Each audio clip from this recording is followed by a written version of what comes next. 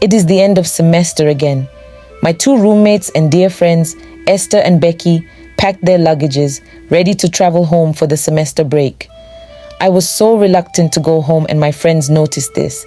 Esther, the most quiet of us, was the first to mention it. "Why is your packing so slow, Beauty?" she asked. I shrugged my shoulders and replied, "I'll feel weak." Becky, the most cheerful and lousiest amongst us, replied, Efiko, it is exam tension. It's a good thing that you are going home already. At least you will have enough time to rest." "Indeed," I answered absent-mindedly and continued with my packing. They both assisted me to get my luggages ready. It had always been our custom to move to the motor garage together whenever we were traveling for the semester break. Though our destinations are different, we board our buses at the same park. Rapid tears dripped out of my eyes, and I quickly wiped them before my friends could notice it. I looked at Esther and our eyes met. She smiled. "Don't tell me you will miss us." She gave me a hug and wiped my tears with her handkerchief. "Thank you. I will try not to," I replied. She actually thought I shed those tears because I would miss them, poor girl. But wait, I am the object of pity here. Sincerely, I am the poor girl. I really wish I was either Becky or Esther at this moment. I would have been the happiest to go home right now, I thought. Maybe it was my mom or dad. I wouldn't know. But whoever gave me the name Beauty probably made the greatest mistake of his or her life. Indeed, I am beautiful, but I really have the feeling that if I was given another name, that might possibly be a minus to my beauty and good looks, so I might not have gone through so much trouble in these few years of my existence. Well, can I say what will be, whether I was named Beauty or not? Should I blame my mother for a little bit of negligence, or should I say my state is my fate? Nothing could have changed it. But how could fate be this cruel to me? It is a dizzy world indeed. I feel so bitter right now, and in this agony of my heart, I write my story. I am a 300 level accountancy student in the university. I have always excelled in my academics, and I earned the nickname Efiko, which my colleagues call me. I am a combination of beauty and brain. My parents loved the Lord, and they tried their best in making sure that we were led in the path of godliness. I enjoyed my family so much because Dad and Mom love and respect each other. Everything was going on fine until Daddy died in a motor accident when I was in SS3, my final year in secondary school. Life became nearly unbearable for us because Mom never worked. She was a full-time housewife until Daddy died. It was worse to the extent that she couldn't afford to give us 3 meals per day. My elder brother dropped out of the university because Mommy couldn't pay his school fees. My younger sister and I were withdrawn from the private school that we both attended and were admitted to a public school. There was no help in sight. Though my mom loved her children so much, but because she could no longer shoulder all our responsibilities, she had to ask me to stay with her younger sister, who lived at Jos after I finished writing my senior school certificate examination. At first I refused, but after much persuasion, I reluctantly agreed. My aunt came from Jos, and I got my luggage ready in order to go with her. The day I parted with my mom, I wept my eyes sore. Seeing my mom and younger sister wave at me at the park was too much for me to bear. My aunt held me close to her as we both climbed the luxurious bus heading for Jos. "Why will such a beautiful young girl cry so much?" asked the man seated close to us. My aunt told him my plight. He only shook his head and said to me, "All will be well, okay?" I nodded faintly. Will all really be well? I thought to myself, since Daddy died, all had never been well. My daddy was the most handsome and kind-hearted man I had ever known. A few drops of tears escaped from my eyes as I remembered my dad. May all be well, I whispered to myself and slept off. It was the loud sound of a nearby trailer's horn that woke me up. My aunt gave me some snacks. I ate with little appetite. It was such a long trip. We finally got to Jos around past 9 in the evening. I was so tired and exhausted. We got to my aunt's apartment late in the night. I wasn't sure of the time because my wristwatch suddenly stopped working after we alighted from the bus. We entered her flat and my aunt took me straight to the guest room. "Feel at home, dear. You will be fine," she said. I thanked her and she left after I insisted that Elle will eat my leftover snacks for dinner. I ate and later had a shower in the adjoining guest bathroom. I sat on the bed. My mind was filled with thoughts of my mom and siblings. I thought about how life had been so unfair to us. I didn't own a cell phone, so I couldn't reach my mom, but I overheard my aunt telling her we had arrived home. She should have brought the phone for me to speak with Mummy, or she probably thought I had slept and did not want to disturb me. Well, I said a few words of prayers and laid on my bed thinking of what the future holds for me. I closed my eyes and gently sailed into the dream world. Will you marry me? Yes, I screamed. And so, in a few days, we both walked down the aisle with bright smiles on our faces. It was the happiest day of my life. I forgot about my past sorrows as I hugged my knight in shining armor. I love you, baby, he whispered. I love you too, I whispered back. I kept smiling at all the guests and well-wishers. Beauty, wake up. It's 6 a.m. already. I woke up to a gentle tap on my shoulder, still smiling like an idiot. It was my aunt. Auntie Taupe is an early riser. I opened my eyelids gently. Who are you smiling at, by the way? She asked. I stretched and yawned. So I have been dreaming? I thought. Nobody, ma, I replied. How are you this morning? I am fine, auntie. And you? I am good. Come with me to the kitchen. Let us prepare breakfast. We must leave for the market, latest by 8 a.m. And by the way, you haven't met my husband. He is waiting for you in the living room. That very day, I met my aunt's husband, marked the beginning of my agony. It is true that Elle have never met Auntie Taupe's husband. She got married 2 years ago. It was only Mom and Dad that attended the wedding, and since then, she had lived at Jos with her husband. I quickly put on my dress and was eager to meet the man who married my lovely aunt. I entered the living room and I nearly fainted at the sight of the man I saw. I came face to face with the man I strongly wished I never set my eyes on again in my entire life. Of course, he recognized me too, but quickly pretended as if he didn't. I put up a straight face and greeted him. Good morning, Uncle. Good morning, Angel, he replied. Hope you had a nice rest. Yes, I nodded. She is not Angel, her name is Beauty, my aunt corrected her husband from the kitchen and entered the living room almost immediately. Oh, Beauty, I'm sorry. My name is Badmus. Welcome to our home. Thank you, Uncle. I managed a smile. Okay, Beauty, my aunt called. Let's quickly get to the kitchen to prepare breakfast. We must leave home by 8 a.m. like I said earlier on. What happened to morning devotion in this house? I thought to myself. 30 minutes later, breakfast was ready. We all ate on the dining table. Uncle Badmus was the first to leave because his office was far from home. Auntie Taupe is a trader. She runs a textile material shop in a big market in town. We both had our bath and we set out for the market in her car. All the way to the market, Elle kept pondering on what just happened back home. Is this not from frying pan to fire? I asked myself.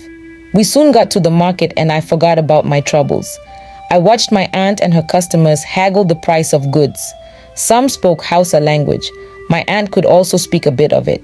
I ate a sumptuous lonen in the afternoon. I enjoyed my stay at the market and nearly forgot my problems until we were on our way back home. Uncle Badmus got home before us because we left the market quite late. Welcome, honey. He greeted his wife and planted a kiss on her forehead. Hope you had a nice day? Yes, sweetheart, and you? Answered Auntie Taupe. Well, stressful as usual. I have prepared dinner already. Can you please serve it and let us eat? I am famished. Thanks, dear. That's sweet of you, my aunt replied gleefully as she dropped her bag and headed for the kitchen. As I turned to leave for my room, Uncle Badmus grabbed my arm and growled, What are you doing in my house? This is my aunt's house. I winced. You can go to hell for all I care, he continued in whispers. All I want is for you to get out of this house. Don't destroy my marriage. I struggled to free my arm from his grip and hurried straight to my room. I entered the room and slammed the door heavily, as if the poor door was the cause of my predicament. What kind of life is this? Now I am a home destroyer? I sat on the floor and broke down in hot tears. Badmus raped me and took away my virginity when I was 10 years old. I was in JSS 1 at that time. There was a man who owned an electrical equipment shop near our house back then. He was my very good friend and I liked him so much. He would buy me biscuits, put me on his lap, sing for me, and playfully call me his wife. One fateful day, I was sick. My siblings had all left for school. Mom had to go to the market that day to get some stuff, but she didn't want to take me along because of the stress of the road. She decided to keep me at the electrician's shop till she returned. The man led me into the shop, promising my mom that he would take good care of me. Mommy left and I felt at home with my uncle friend. Few minutes later, I felt sleepy, maybe because of the anti-malarial drugs that I took. The man's house was down the street, so he offered to take me there so Elle could sleep comfortably. He stayed alone in his self-contained apartment, but we met a friend of his who probably came visiting, watching TV in the sitting room. That friend was Badmus. He took me to his room where I laid comfortably on the bed. He left for his shop while Badmus remained in the sitting room. I almost fell asleep completely when I heard the creaking sound of the bedroom door. I opened my eyes weakly.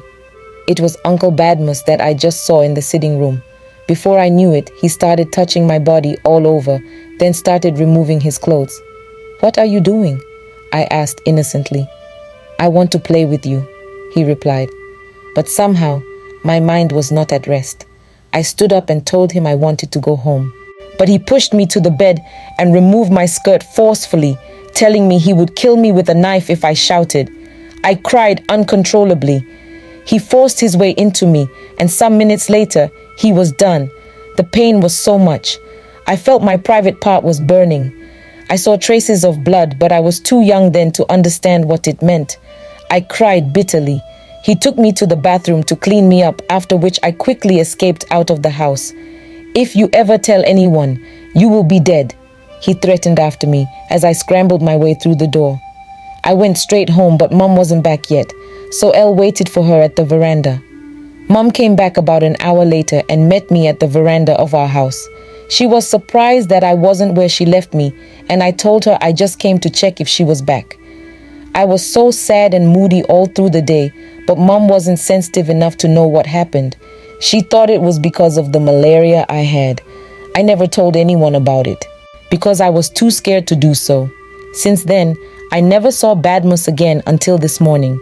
I also avoided his electrician friend like a plague because I believed they must be birds of the same feather. So, when I discovered that Badmus was my aunt's husband, I felt the vestige of my past coming back to me. How an angel like Auntie Taupe landed in the net of a criminal like Badmus was what I didn't understand. "Beauty," my aunt called. "Yes, Auntie," I answered as I stepped out of my room to the kitchen, wiping my eyes with the back of my hands. "Jesus, why are your eyes as red as this?" my aunt exclaimed.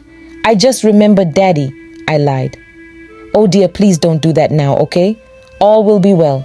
Don't worry, you have another dad here. You will be fine." She gave me a warm hug. Another dad indeed. If only you know who your husband truly is, I thought. "Thank you, Auntie." "You are welcome, dear. Now let us serve dinner." During my stay with Mr. and Mrs. Badmus, Elle avoided Mr. Badmus. We hardly talked.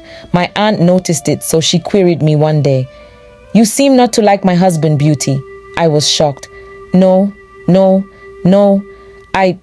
Auntie, I am," I stammered. "It's all right. I only wondered why the two of you hardly talk, but never mind."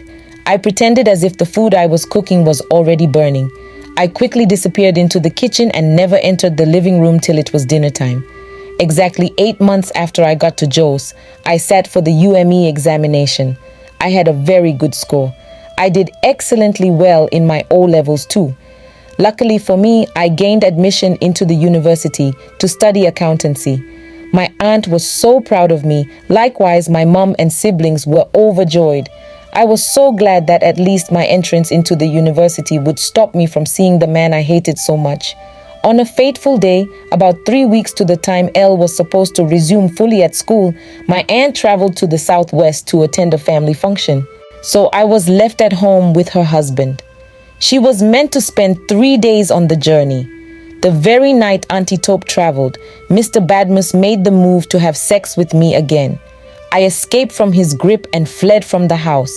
I went to stay with a friend of mine who stayed with her grandmother down the street. I lied to them that Mr. and Mrs. Badmus had attended a function in the neighboring town, and I was too scared to be home alone.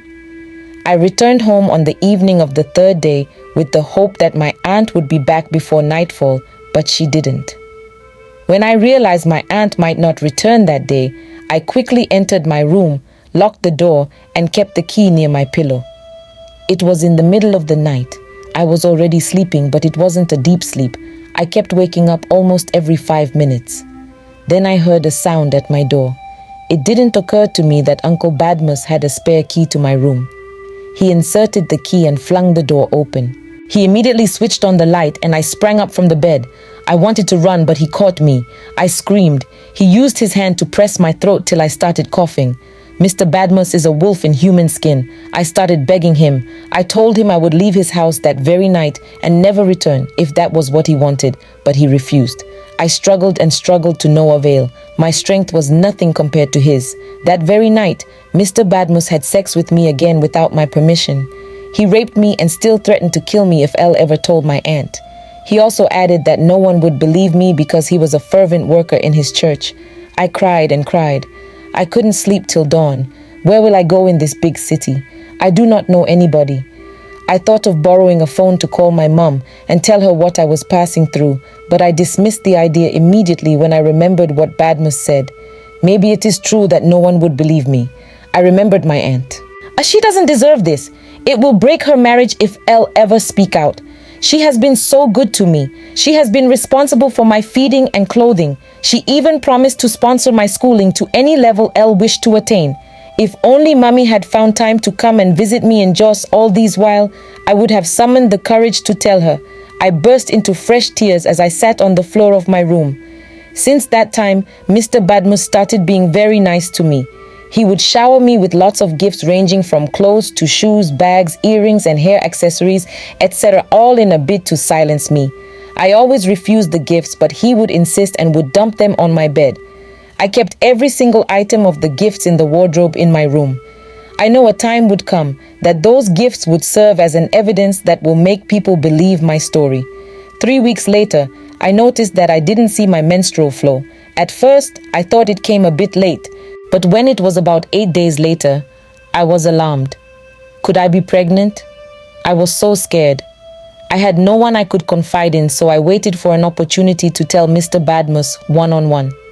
My aunt had bought me a phone already, so that I could use in communicating with them when I resumed fully at school.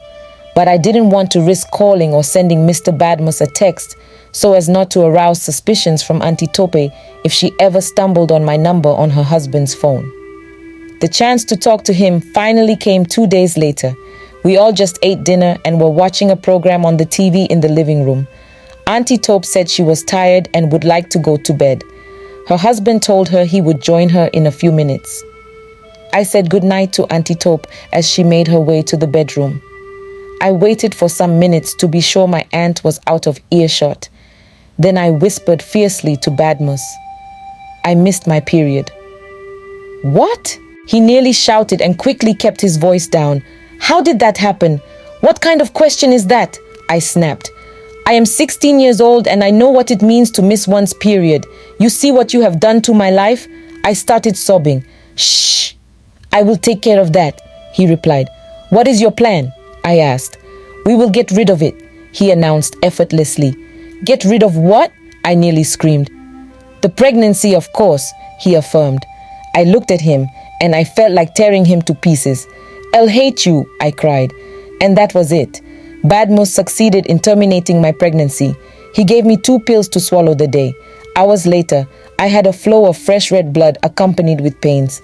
That was how I had an abortion at 16 years. I gradually lost my self-esteem and all the confidence I once had in myself. All my dreams seemed to be fading away. I became a shadow of myself day after day. I toyed with the idea of running away, but to where? I had no clue.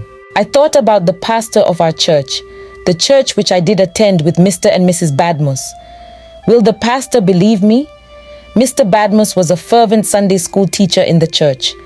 I dismissed the idea outrightly and concluded that I would endure till I earned my first degree. Day after day, Elle lived with the pain and regret of the abortion I committed. I wet my pillow with tears every single night. I felt my life diminishing before my very eyes. I thought about my mom. Poor mother, she would be sure her darling daughter is still a virgin till now. I shivered at the thought of my mom coming to know the truth. Would she survive it? About 9 days later, I resumed fully at the university. Auntie Taupe took me in her car to the motor garage where I boarded a bus. She helped me load my belongings into the back of the bus and waited till the bus was ready to move. I bade her farewell as tears clouded my eyes. I had a mixed feeling of joy and pain because I would miss Auntie Taupe. How beautiful would it have been if Auntie Taupe had married someone else? I would definitely always look forward to coming home from school. We waved to each other continuously till she was out of sight. I did very well in my academics right from my first semester in 100 level. Becky and Esther were the only friends I had. I was very serious with my lectures. I joined a fellowship on campus and was so devoted to God's service. My aunt was very supportive all the way. She sent me money for my upkeep at intervals each time I came home to spend the holidays. Mr. Badmus always seized every single opportunity he could get to have sex with me whenever my aunt wasn't around, but he never succeeded. We soon got through with packing my luggage after my friends lent me a helping hand. Becky lifted my mattress and found my diary underneath. Here, take this. You will need it during this holiday. Make sure you take record of every fun you catch and share the gist with us when we see again. I hastily collected the diary from her. Thanks, Becky. Of course, I need the diary. It contains every one of my secrets. That was where I recorded each encounter I had with Badmus. None of my friends had ever read it before because I kept it where no one could easily have access to it. We got to the park, bade ourselves goodbye, and we each entered the bus that would take us to our different homes to spend a jolly holiday. I got home at about some minutes past 7 in the evening. I knocked on the door and Mr. Badmus opened it with a broad smile on his face. "Welcome home, beauty. It's good to have you back." "Thanks," I grumbled. "Where is my aunt?" "She is still at the market." I lifted my luggage and went straight to my room. I was at alert in case Badmus wanted to make a move as usual. I sat on my bed and said a few words of prayer, thanking God for journey mercies. I was removing my shoes when the door suddenly opened. Badmus, of course, I knew he would come, so I was ready this time. I have gathered enough courage to fight back. He came in bearing a plate in his hands which contained peeled oranges. "Take this and relax while I go prepare dinner." "Since when did you start serving me in this house? Please leave my room," I thundered. "Hen! So you have grown wings, Ian. Are you really talking to me?" "Yes, you. Please leave right now." He placed the plate of oranges in his hands on the stool beside my bed, then grabbed me by the neck and flung me to the bed. I didn't scream this time around. I was ready for self-defense. I fought back fiercely and got free from his hold. I immediately reached for the glass plate which contained the oranges and hit him on the head with it. "Yay, my head," he shouted and sank into the bed. I quickly picked my shoes. "This time, you have had it to the fullest. I must speak to someone about this," I screamed as I ran out of the room. "You will regret it," he shouted after me. I didn't answer him. As far as I was concerned, an end must come to this victimization tonight. I ran out of the house and headed straight to the church building, which was about 3 streets away from our house. "I must see Pastor tonight," I reassured myself as I ran along. Luckily for me, I met one of the ushers in the church premises. I told him I needed a description of the pastor's house because I must see him urgently. He gave me the description. Thank goodness the house was not far away from church. I also collected the pastor's phone number from him in case I didn't meet anyone at his residence. I thanked him and off I went. Elle arrived at Pastor's house some minutes past 8 that evening, and fortunately for me, I met both the pastor and his wife. I did a brief introduction of myself as Mrs. Badmus's niece. They both welcomed me, and I went straight to business. I narrated my story from the beginning, how Badmus defiled me when I was 10, and all my encounters with him since I arrived at Jos till that very evening. I dipped my hand into my bag and brought out my diary, which contained every single detail of what happened with dates and time. I also told them that I still have all the gifts he bought for me inside my wardrobe as evidences. I kept them all. I didn't tamper with any of them. Pastor and his wife were both astonished. They kept shouting Jesus over and over again. "Why did it take you so long to speak out?" Pastor's wife asked. I was so afraid of his threats, Ma, and besides I thought no one would believe me. I cried. It's all right, daughter. All will be well. Pastor consoled me and told me to go home and that they would join me in a jiffy. I went home, and just as I was about to knock at the door, I heard the following conversation between my aunt and her husband. "Where is Beauty?" Auntie Taupe asked. "She came home not quite long, and later went out without telling me her whereabouts. And besides, honey, there is something I have always wanted to tell you about Beauty." "Yes, dear. What is it? I hope she didn't offend you," Mr. Badmus continued. "In fact, it is a real offense. Do you know that Beauty has been seducing me since she entered this house? I just kept silent about it because I do not want to ruin your family ties. When she came home this evening, she demanded that I must sleep with her today before you return from the market. When I refused, she left the house angrily." "What?" Auntie Taupe screamed in horror. I threw my 2 hands on my head where I stood outside the door and wept quietly. Human beings are so wicked. I silently prayed that the pastor should arrive on time. "You don't mean what you just said, Badmus," my aunt countered him. "I know it will be so hard for you to believe, honey," Badmus continued. "But did you notice that we two hardly talk in this house? I mean myself and Beauty. I never liked her. That girl is wayward. I do not want her to take me away from my wife and destroy my marriage. So if you value this union so much, it's better you send her back to wherever she came from." "Jesus!" my aunt exclaimed. "It is true that I noticed you both hardly talk in this house. Ha! I am finished." I could not bear it any longer. I bit my lips hard and knocked at the door. "Who is that?" Auntie Taupe shouted angrily. "I have heard her sound that way before." "It is Beauty," I responded and opened the door. I stepped in and greeted my aunt. Before I could say anything further, she landed a hot slap on my face. "How dare you?" she yelled at me. "I feed and clothe you. I foot every of your bills, and yet you seduce my husband. You want to destroy my home. You beauty of all people. Is that how you repay me?" I looked at Badmus. He was wearing a smile of revenge. My eyes were red with anger. "It is not what you think, Auntie Taupe." Before I could finish my statement, another slap landed on my other cheek. My eyes went blank. I crashed to the floor, still holding my cheeks. Why have I really suffered so much in my innocent life? I thought to myself. Hot tears started streaming down my face. Auntie Taupe charged at me again, but her husband held her back before she could reach me. "Get out of my house," she said quietly. Just then, there was a loud knock on the door. Auntie Taupe opened. It was Pastor, his wife, and one other man. Mr. and Mrs. Badmus were surprised to see Pastor in their house without being notified of his visit. I rose from where I sat on the floor and greeted them. "Welcome, Pastor. Welcome, Mummy," Auntie Taupe greeted as she offered them where to sit. "Welcome, Sir and Ma," Mr. Badmus also greeted. "Thanks, Brother Badmus. It is you we have come to see," Pastor announced. "Me?" Badmus asked surprisingly. "Yes, you," Pastor answered and continued. "Beauty, please repeat everything you just told us some minutes back." I started narrating my story all over again, starting from when I was 10 years old till that very evening. How Badmus had been victimizing and threatening me, how he bought me different gifts, and finally, how Elle eavesdropped his conversation with my aunt and heard him lie against me. I stopped talking and resumed my tears. Pastor responded, "It's okay, Beauty. Mr. Badmus, what do you have to say about this?" "Liar." Badmus glared at me and turned to his wife. "She was the one that has been seducing me anytime you were not around her," I shouted. "Keep calm, Beauty. Let me handle this." Pastor ordered calmly and brought out the diary I gave to him. He handed over the diary to Auntie Taupe to read it. She read carefully through the diary, shook her head and shouted, "I can't believe this, you Badmus." "Beauty!" Pastor called out again. "Yes, sir," I answered. "Go and bring all the gifts that Bro Badmus had been giving you all this while." I went to my room, opened my wardrobe and brought out the bag, which contained all the gifts.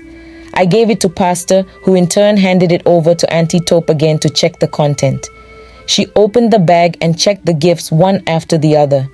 They were all expensive items which she knew very well that I could never have been able to afford. "I am finished," Auntie Taupe shouted and collapsed on her chair, weeping profusely. Suddenly, she stood up, grabbed her husband by the neck and planted her teeth into one of his arms. Badmus screamed.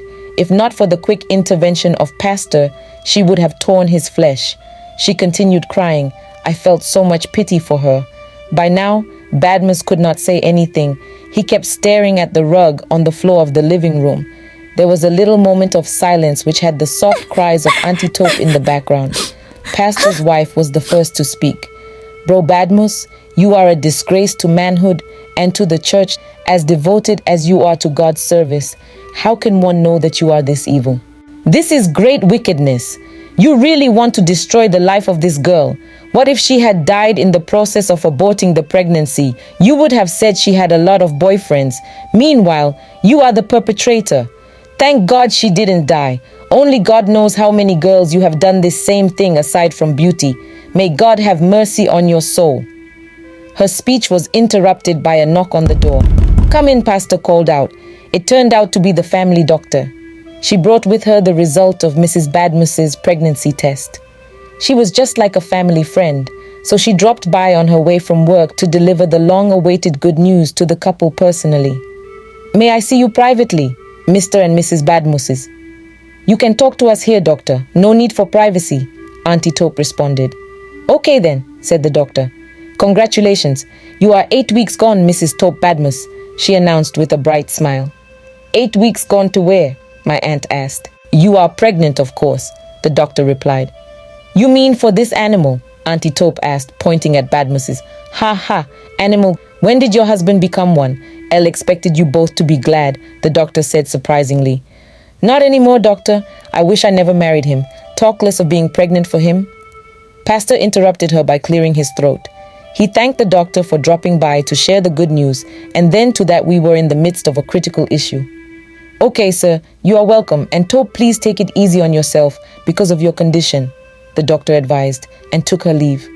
Pastor looked at Badmus and shook his head. I'm ashamed of you. Wolf in human skin. That is what you are. I do not have much to say to you, Sister Taupe. How I wish you prayed very well and sought God's face earnestly before you accepted to marry this man. God would have shown you his true personality. You would not have become a victim in his net. Well, the past is gone. Please take it easy because of your condition. Like the doctor rightly said, your baby needs you to be healthy at this point in time. Please take heart. May the Lord console you. As for you, beauty, from now henceforth, you will stay with us till you get through with your university education. We will cater for all your needs by God's grace. He looked at Pastor's wife. She nodded her head in affirmation of what Pastor just said. I went on both knees and thanked them, fresh tears strolling down my face. God has finally fought for me. Pastor then turned to the man who came with him and said, Officer, please do your job. The man in turn introduced himself as a police officer and said to Badmus, Mr. Badmus, you are under arrest. He started pleading for mercy, but no one listened to him, not even his wife. Badmus was arrested and was charged to court for rape, child abuse, and violence. He was sentenced to 10 years imprisonment. Pastor and his wife adopted me temporarily. They were just like my real parents. They shouldered every one of my responsibilities. They catered for Auntie Taupe's needs too, because since her husband had been to jail, she had not been too healthy, so doctor advised her to stop going to the market till she would have her baby. 6 months later, Auntie Taupe delivered a bouncing baby boy through cesarean section. We were all filled with joy. Pastor paid for the hospital bills, while Pastor's wife took very good care of my aunt. I left campus hastily the next day in eagerness to see my darling cousin. My joy was unspeakable. A year later, I graduated with a first class, and for the first time since I parted with my mom, I felt so fulfilled. Mommy was present at my convocation. Auntie Taupe and little Henry alongside Pastor and his wife were there too. They all cheered wildly as I went to the podium to receive an award for coming first, both in my department and faculty. Go beauty, go beauty, Esther and Becky shouted continuously. They were all happy for me. Tears of joy clouded my eyes as I received the award amidst applause and loud cheers from the crowd. 5 years later, I became a chartered accountant and also got married to Pastor's first son, Joseph, that same year. Joseph was the man of my dreams, gentle, God-fearing, and kind-hearted, just like my dad. Our wedding was a glorious one. I remembered the dream I had the first night I spent in Jos. It actually came to pass. Now I have a lovely husband, a happy home, a good job, and I am blessed with beautiful children. The Lord has indeed given me beauty for ashes, the oil of joy for mourning, and the garment of praise for the spirit of heaviness. I did not speak out on time, but thank God I later did. God gave me the courage and boldness I needed to speak out the day I came across that scripture that says, God has not given us the spirit of fear, but of power and of love and of a sound mind. Only God knows where I would be by now if I refused to speak out. This story is dedicated to every woman and every girl child who at any point in their life was sexually abused. I hope you find the courage and strength to speak up one day.